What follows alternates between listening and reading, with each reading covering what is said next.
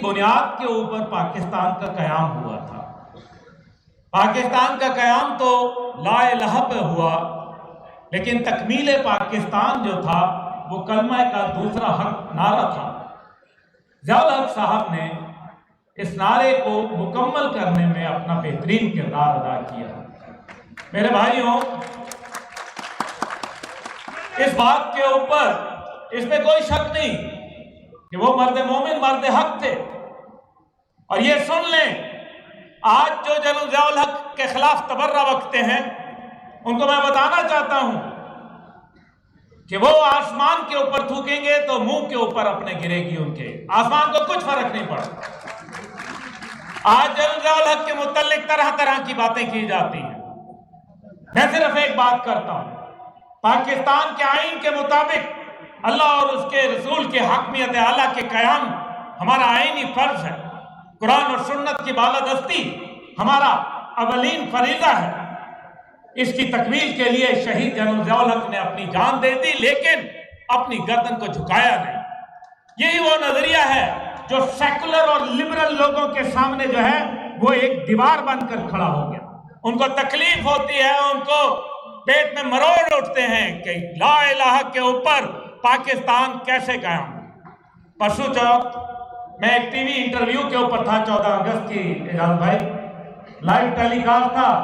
वहां एक खातून एंकर मेरे साथ बात पड़ी कि ज़ियाउल हक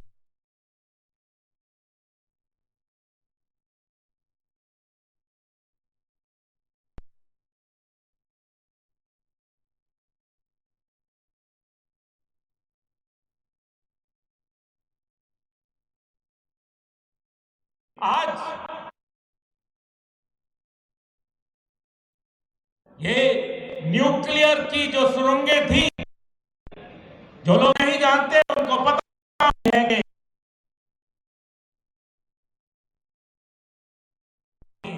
नवाज शरीफ साहब ने तो बाद में उसके भाई ये खाली करने के अंदर सिर्फ बनाने में जो है कई माह का अरसा लगता है, ये 2 दिन की बात नहीं है।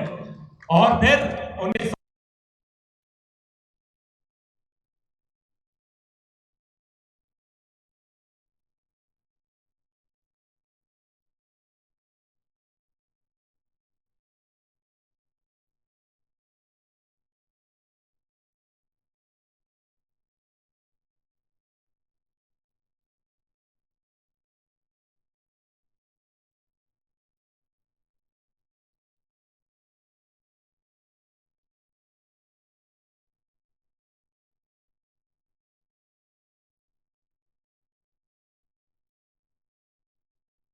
तो आज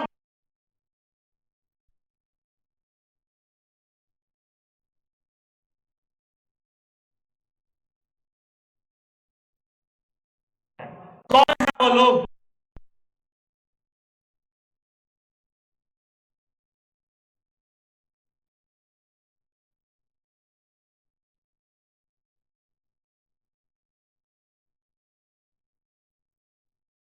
हक जो है वो पाकिस्तान को इस्लाम की डगर के ऊपर गामजन देखना चाहते थे।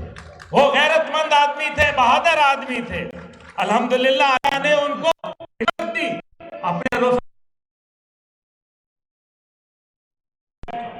जिसको ज़ियाउल हक साहब की शहादत पसंद है और उस तरह की वो मौत चाहता है, वो हाथ खड़ा करे, क्योंकि मुझे तो ज़ियाउल हक साहब की मौत चाहिए।